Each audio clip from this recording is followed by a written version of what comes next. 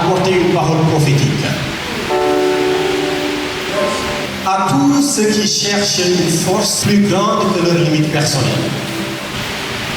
Cette retraite spirituelle est sans l'ombre d'aucun doute l'endroit le plus adéquat pour que l'étincelle qui est en vous puisse prendre définitivement la grande flamme de foi qui va embraser à partir de votre famille toute la Côte d'Ivoire, l'Afrique et jusqu'aux extrémités de la terre.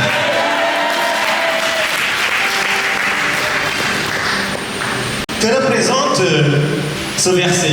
Mais vous recevrez une puissance, le Saint-Esprit survenant sur vous et vous serez mes témoins à Jérusalem, dans toute la Judée, dans la Samarie et jusqu'aux extrémités de la terre. La première chose qu'il faudra comprendre de ce verset, c'est qu'il est la clé de voûte du livre des Actes, le verset 8. Qu'est-ce que je veux dire par là?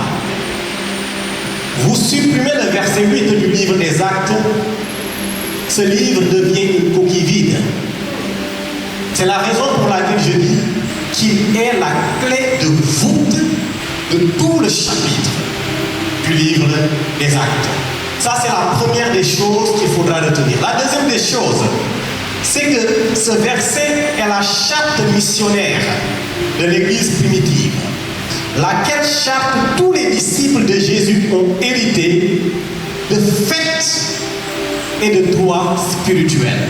Quand on parle de charte missionnaire, nous voulons dire que ce verset est ce qui conditionne la façon dont la missiologie doit être appréhendée. Autrement dit, ce verset est un repère fondamental pour toute personne qui voudrait être missionnaire. Donc d'abord, la clé de voûte. Deuxième, la charte missionnaire. Et en troisième lieu, ce verset donne de prendre conscience de trois choses. La première chose, c'est l'identité de l'Église. La deuxième chose, c'est la source du pouvoir de l'Église.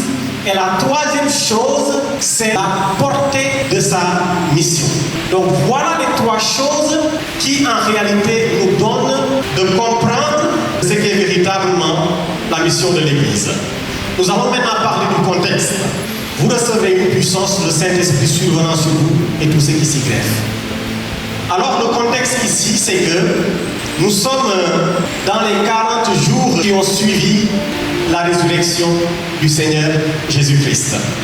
Et dans ce contexte, nous voyons que les disciples peinent à se départir de leur vision nationaliste de l'évangélisation. Autrement dit, nous sommes dans un contexte où les disciples pensent encore que l'évangile doit être strictement concentré à Jérusalem.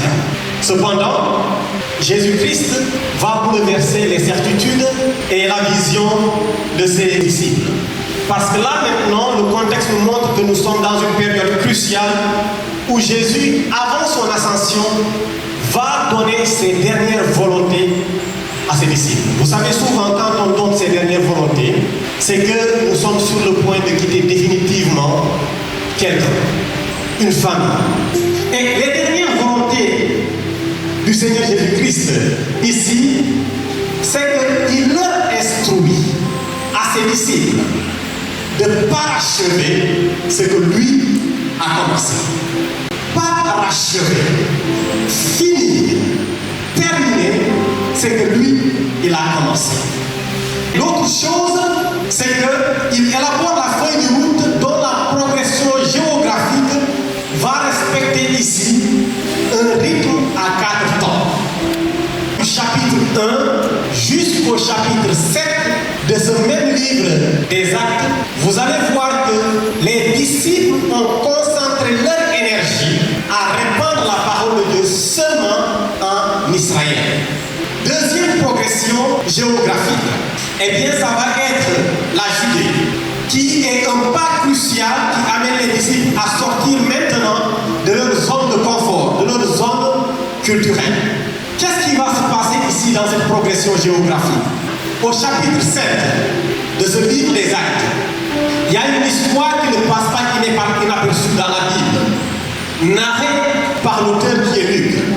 Cette histoire, c'est celle d'Étienne, première martyr après l'ascension de Jésus-Christ, donc première personne à avoir donné sa vie en sacrifice comme une forme de semence pour que l'évangile continue à étendre ses tentacules.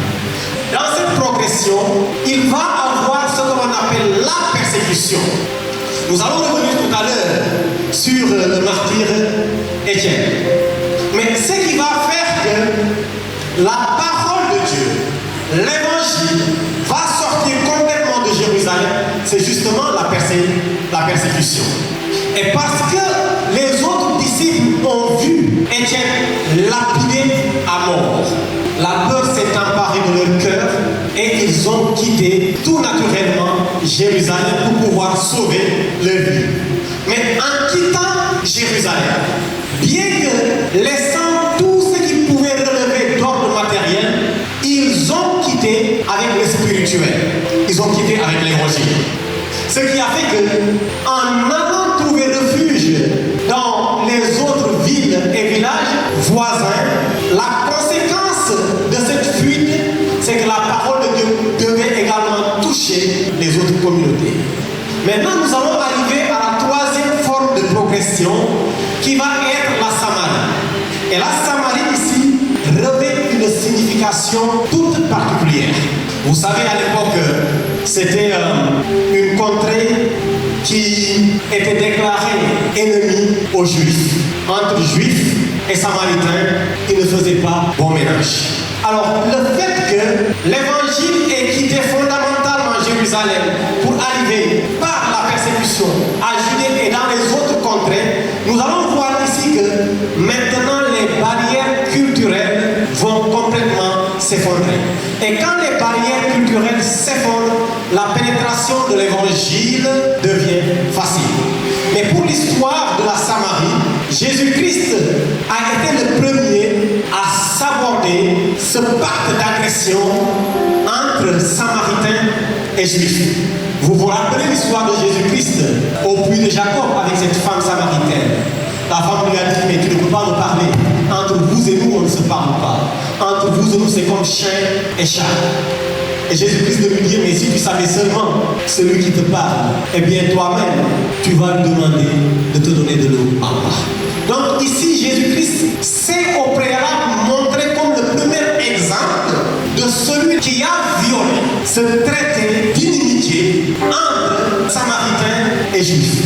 Mais Jésus n'a pas simplement violé ce traité pour le simple plaisir de le violer. C'est parce que simplement, il voulait imprimer dans la culture cette autre façon de penser qui est d'embrasser autant pour moi l'évangile. Et nous allons voir que ces disciples vont s'inscrire dans le sillage de Jésus-Christ. Et dans notre dernière progression géographique, ça va être maintenant la conquête des extrémités de la terre. Et cette conquête est amorcée dans le livre des Actes par l'appel de Paul comme étant le prophète des nations. C'est dans le chapitre 9, le verset 5, qui dit ceci. Va, car cet homme est un instrument que j'ai choisi pour porter mon nom devant les nations, devant les rois d'Israël. Donc vous aurez compris que pour pouvoir comprendre en réalité le verset 8, il était pour nous important de montrer comment est-ce que la progression devait se faire en rapport avec les dernières volontés de Jésus-Christ. Volonté qui était de continuer le travail, mais comment est-ce qu'il fallait continuer le travail? La feuille de route, c'était Jérusalem. Et grâce à la persécution, Judée, la Samarie, jusqu'aux extrémités de la terre. Maintenant, nous allons parler de notre deuxième point, qui va consister en une analyse sémantique des mots puissance et témoin. Quand nous parlons de puissance, mais vous recevrez une puissance. Ici, la puissance va traduire une disposition surnaturelle qui est souvent associée au miracle, mais qui est souvent associée à une action divine. Mais aussi, elle peut être traduite comme une capacité donnée par Dieu pour accomplir ce qui pourrait paraître impossible. En un mot, autant qu'en mille, voilà comment, d'une manière très simpliste, nous pouvons définir la puissance. Cependant, cette capacité qui est donnée par Dieu pour accomplir des choses qui nous paraissaient impossibles, il faut faire attention dans son usage. Vous savez, nous sommes dans un monde où les hommes sont en quête de puissance, en quête de domination. Nous sommes dans un monde où les hommes veulent ériger leur titre pour pouvoir écraser les autres. Voilà pourquoi je dis attention. La puissance qu'on est venu chercher à Mahanaïm, elle a un objectif bien déterminé. Elle ne doit pas être servie pour écraser les autres. Quelqu'un, Dieu l'a élevé. Avec son titre de pasteur, il a écrasé tout sur son passage alors qu'il devait servir. La Bible dit, vous recevrez une puissance. Mais pourquoi?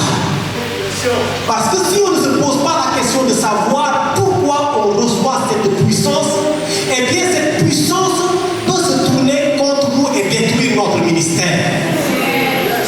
Et j'ai envie de dire, toi qui as quitté ta maison pour venir expérimenter la puissance de Dieu, quel est ton objectif dans cette quête de puissance?